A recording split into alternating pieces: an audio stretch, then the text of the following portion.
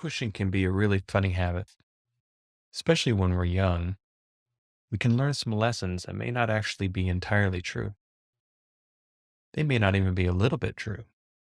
And one of those, at least in my experience, revolves around the effectiveness of pushing, revolves around the effectiveness of will.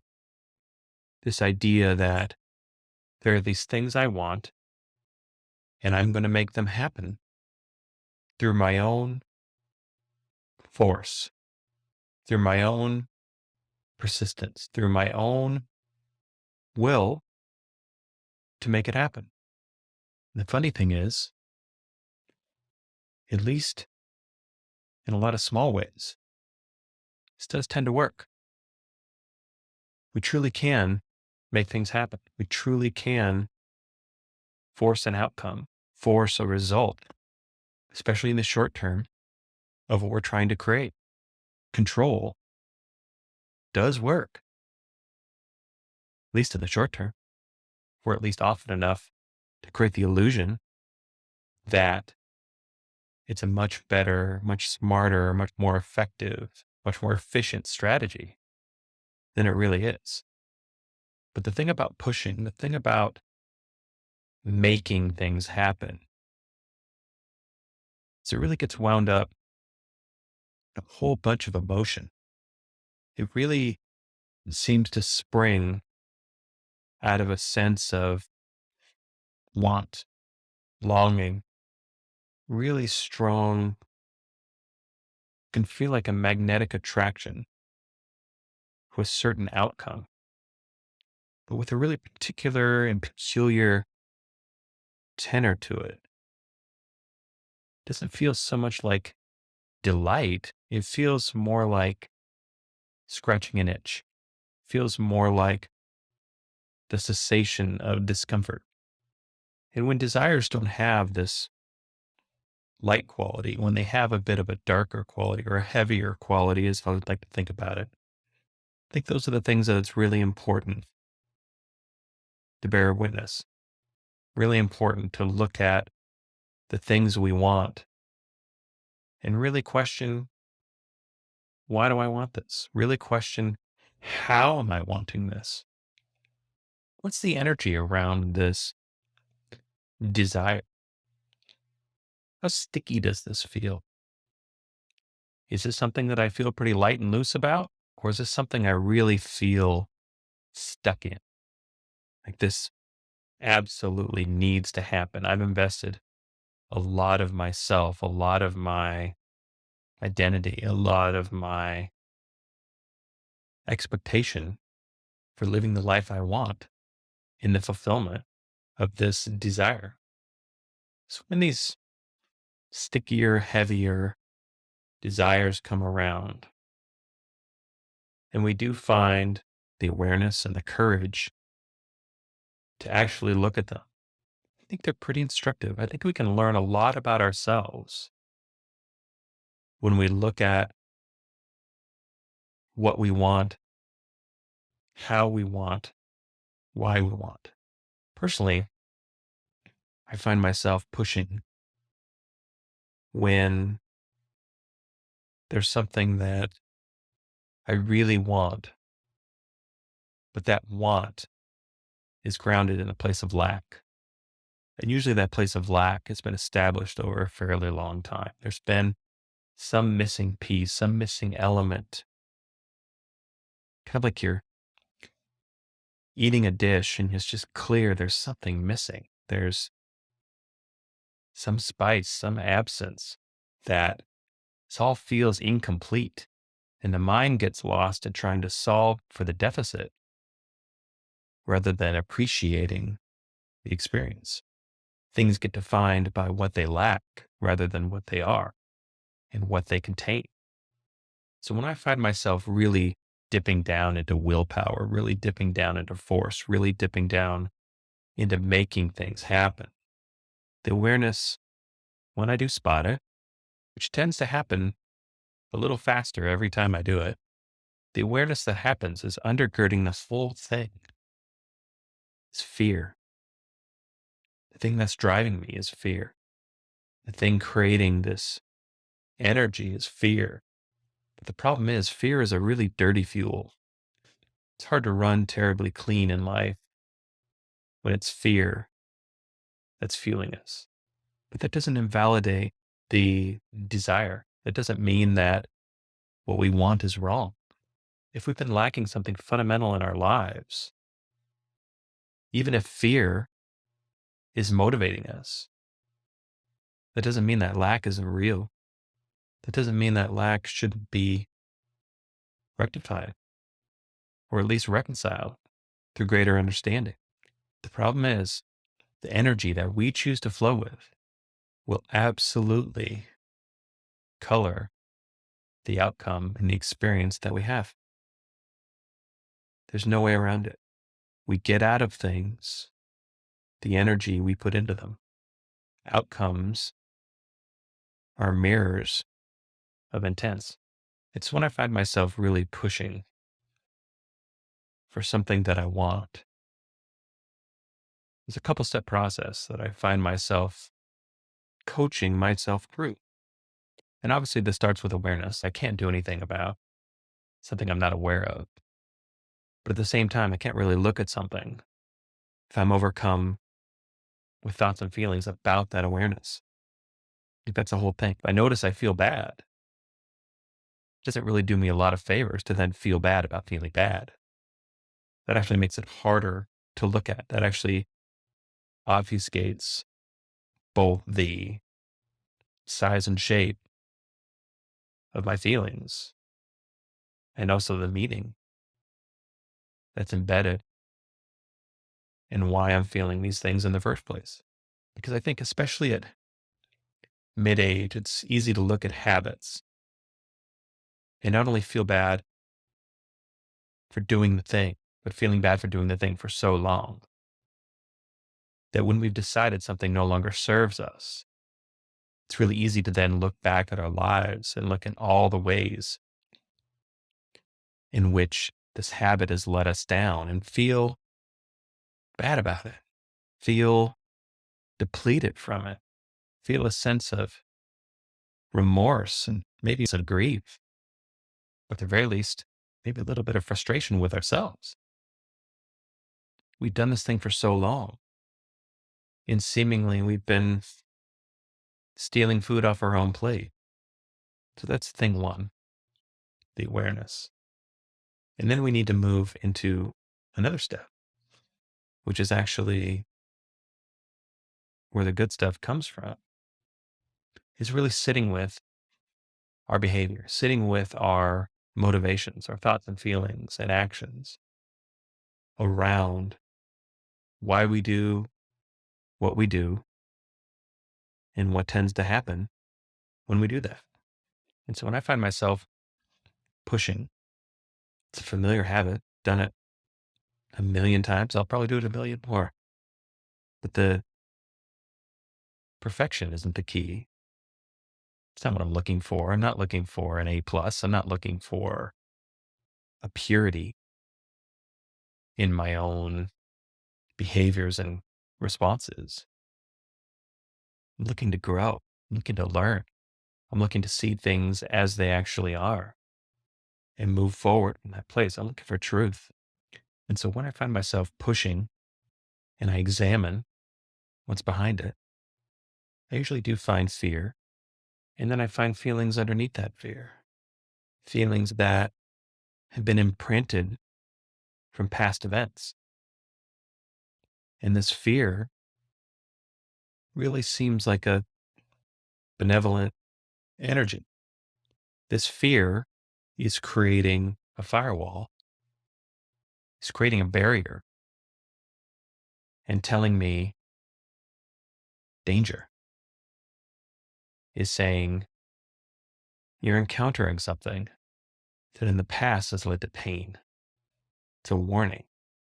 There's a problem with taking these warnings too literally. There's a problem with taking these warnings as a statement of fact rather than a correlation. It's important to listen when fear comes up because it is illuminating something real. It is telling us something very important and meaningful about ourselves. It's really important to listen to. It's where self awareness comes from, through listening, through processing, through having the courage to actually bear witness to ourselves, hear what our experience is actually telling us, and then integrate that into the future. And so when I find myself pushing really hard to create a certain outcome, to get something done, to remember a pretty fundamental truth that when I spot fear as my fuel, as my navigator, I have to remember that fear can't be ultimately trusted, at least not literally. I believe fear needs to be interpreted. It comes to us as an incomplete message. It has an encoding to it that we can follow to better understand ourselves, better understand our own needs, better understand really at a base level who and what we are and what matters to us. Because ultimately, if taken literally, fear is an unreliable narrator. We can't just take it literally. We really have to sit with it. We really have to work with it. And that's its power. It's not just the feeling. It's a far deeper meaning. It's a far deeper learning that can come from interpreting the feeling. It can show us a lot of things about ourselves, a lot of things we may not necessarily like about ourselves, but it's honest. We can trust it, perhaps not literally, but we can trust that when the feeling of fear comes over us, communicating to us something real that by sitting with it, by interpreting it, we can really learn something. We can really grow. So when I find myself pushing, usually through fear, the thing I almost immediately remember is that this isn't actually what I want. I don't actually want to live my life through fear. I don't really want to use that as my fuel. I really want to come from a different place. I really want to live in a different way.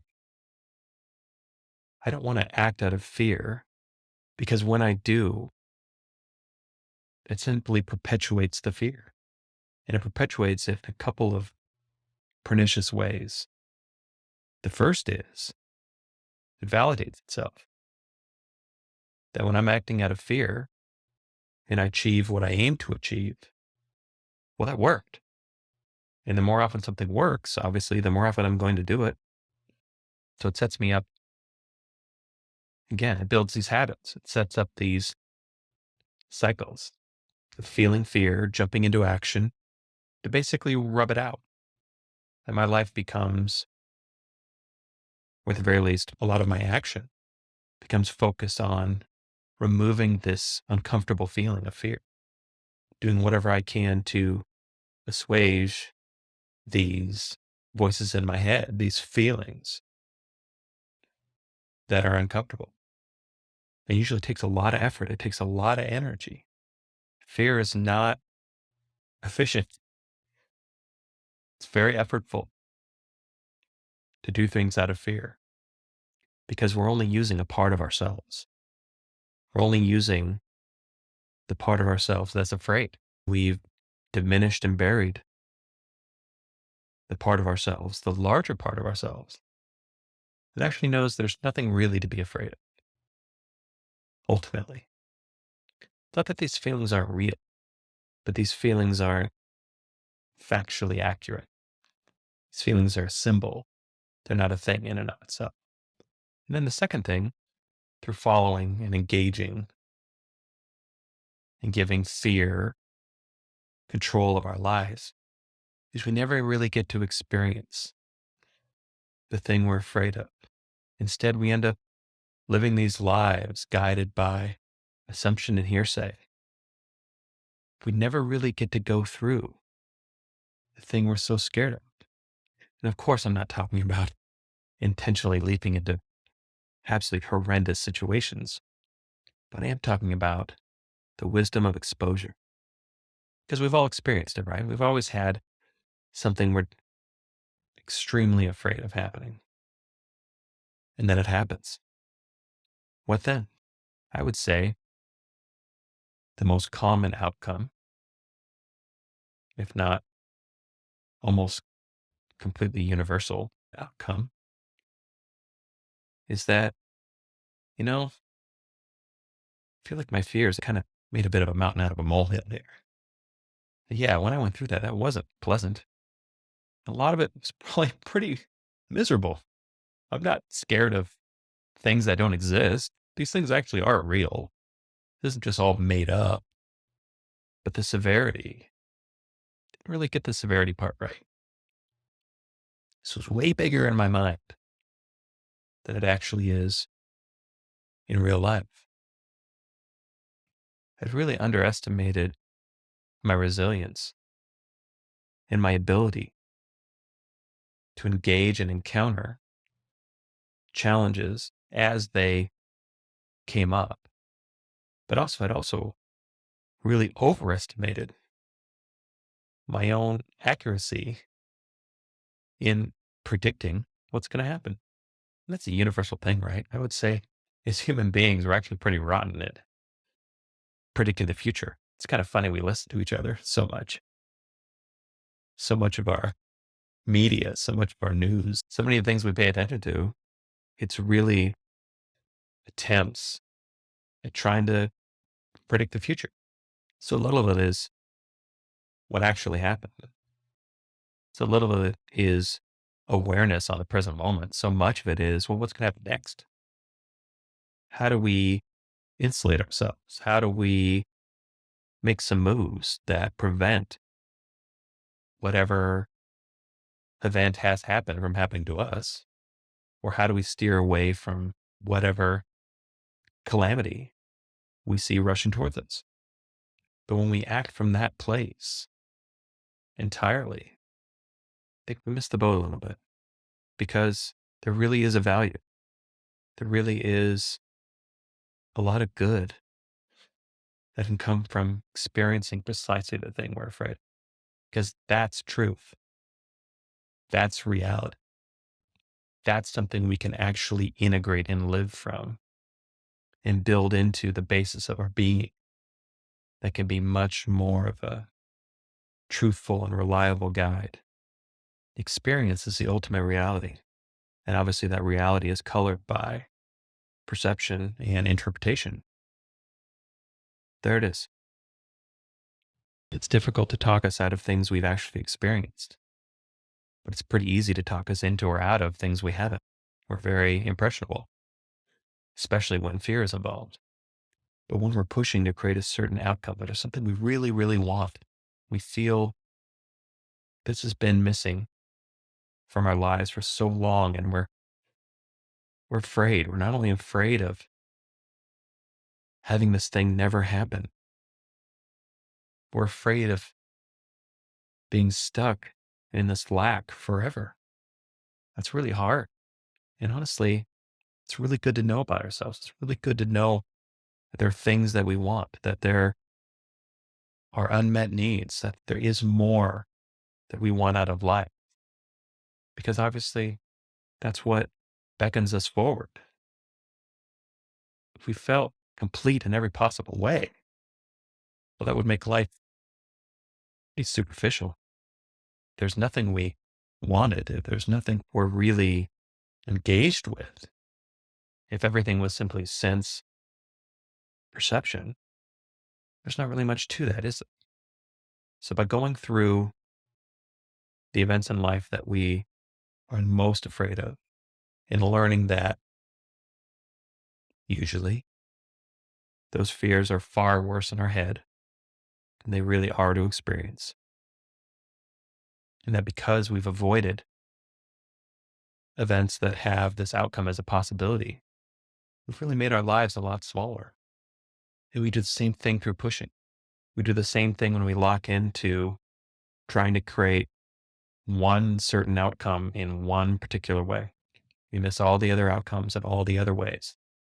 We get tunnel vision, that there's only one way to feel the way we want. Obviously, that isn't true. And we get tunnel vision, that our fears are literally correct. And we can never really step through them. We can never really step past them because we're so reluctant to engage with them. We eliminate our lives down to a very few set of options. And obviously, that's not a good thing either. So when we've identified something we're pushing towards, when we've identified there might be lack in our life, identified fear might be active, what do we do? I think one of the worst things we can do is to stop trying, is say, oh, that was just fear. That was just coming from a place that isn't really real. Well, was it? Or is the fear masking something else underneath? Is the fear bringing to life, bringing to light deficits in our lives that are real, that it really would be better to correct? And if that's the case, how do we find a way of meeting these needs? How do we find a way of experiencing these outcomes that doesn't feel so bad, that we can actually engage our whole selves in rather than really only engage fraction? Like a lot of great questions on what should we do with our lives, the very unsatisfying answer is that, well, it's up to us. There's several core beliefs about life that I have that have been just reinforced too many times for me not to completely acknowledge as truth, the very least closest thing to truth I've experienced. And one of these things is fundamental to human life is free will. Free will undergirds everything. With everything, there's a choice. And maybe those choices are more limited than we'd like. Maybe choice doesn't involve movement, doesn't involve being able to change anything in our physical reality, but it does extend deeper. There's always choice on what we think. There's always choice on what we believe. There's always choice on what we engage as the animating energy of our lives. Anything in our lives, anything coloring the experience of our lives, ultimately we're the ones with agency over it. And so we get to choose what energy we act from. We get to choose what we cultivate, and we get to choose what we call. We are the ones growing the experience of our own lives. And we are the ones who get to choose, ultimately, the color and tenor that our lives present. And so if we're pushing towards a specific outcome, we can appreciate, this is really something I really want. Or conversely, if we find we're only acting out of fear and we don't actually want to do these things at all, we can appreciate the fear for illuminating that too. This is only possible because we dared to look underneath, look what the fear was hiding, to see what's really there. Is it just the fear, or was there something more? And if there's something more, if there's something really important, now we can engage with those desires. Now we can meet ourselves on a deeper level than simply at the level of our own reactions to perceived outcomes. We can actually live at the place of our own energy, of our own guidance, and move forward through life from that place. And we can dare, when we're pushing, when we've gotten way out in front of where the more calm, peaceful, joyful energy around things actually exists when we find ourselves completely in will, completely in our own effort. When we've stepped out of the flow, it's a really good time to pause. It's a really good time to listen. It's a really good time to look at ourselves and look at our actions and look at our habits and learn something and grow and get back to the place where we feel like we're flowing with something real rather than attempting to block something unwanted. And when we're animated out of fear, we can really miss a lot of the guidance that our deeper selves is trying to give us, which can be pretty subtle, which can be a little more vague, a little more gentle, but it's always there. The problem is it can be drowned out through these harder, sharper feelings because those can tend to be pretty loud. This is where the skill of listening comes in really handy. Because if we can really experience what our feelings are, if we can really notice why we tend to do things, what tends to happen, and what all of this is seemingly trying to show us, that we can come from a completely different place, that we can set down our will, our effort, and instead align what we feel flows through us much more naturally, much more easily, much more calmly, much more joyfully. Can actually do the things we are compelled to do out of a sense of good feelings rather than the things we're motivated to do out of a sense of avoiding bad feelings. And we can relax. Manic effort leads to more manic effort. If we create something through fear, we'll be living with that fear as long as this creation exists in our lives. We can choose to create from a different place. We can choose to act from a different place. We can choose to acknowledge the things we want, the things we feel guided towards, the deficits and lacks that we spot in our own life.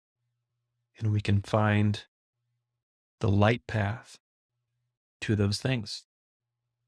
We can engage our deeper feeling senses and let our desires guide us to what we actually want. We can trust that we have all the guidance inside of us that we will ever need. And if we're really listening, we're really paying attention, we're really learning from what's happening and integrating these truths into our lives, that we can find ourselves following a far different path. We can find ourselves living our own path that's dictated by our own full self-expression, that isn't mitigated through fear. It's actually more about progressing towards love and light. It isn't moving away from anything. It's moving toward. It isn't avoiding, it's including. It isn't being chased. It's actually more of a gentle pursuit. And we can tell by the energy we feel inside in any particular thing that we're doing. How does it feel? Do we feel calm? Do we feel present? Do we feel whole? Do we feel light? Or do we feel fractured? Do we feel frantic? Do we feel the darkness? Do we feel some dark hunger being fed instead of some delicious appetite being satiated? And only we know, and only we can know. No one can tell us. But that's the beauty of never being able to lose our own guidance. That's the beauty of always having this incredible sensory ability within ourselves to know when we're aligned with ourselves, to know when we're whole, to know when something is feeding that deep, precious light within ourselves, and to know when we're feeding these darker appetites. And then being honest, really seeing ourselves for who we are and how we are, then moving forward with what feels like a better alignment, with what feels like greater wholeness. Because ultimately, when we bring our whole selves to the things we want, then we'll be able to have a much fuller, much richer, and much deeper, much more meaningful experience. Because we're not doing something to prevent something else. We're doing something to do precisely what we're doing. We don't need to be aware of how this is meeting some other need. We don't have to be aware of how this might be causing problems for us somewhere else. We can simply bask in the glow of what is. And that's what we're here to do, ultimately. It's fully express the deepest, purest, realest part of ourselves. And we're locked in fear, when we're locked into too much thinking, we're locked into too much reacting, we're locked into all of these behavior patterns that we're not really us. We're not really fully us anyway. If we can actually examine these habits, these behaviors, these patterns, then we can step through them. Then we can descend a little deeper. We can act from a different place. And as we do, as we ride the spiral inward in ourselves, the truths that we discover are far more durable, far more reliable. And when we've really found the core part of ourselves, who we really are, and we act from that place, our lives will be much more authentically ours. I hope you enjoyed this episode. All episodes are given freely. If you feel inspired to give, please visit theunionpath.com/donate. If you have a question, you can contact me at theunionpath@gmail.com. Take care and all the best.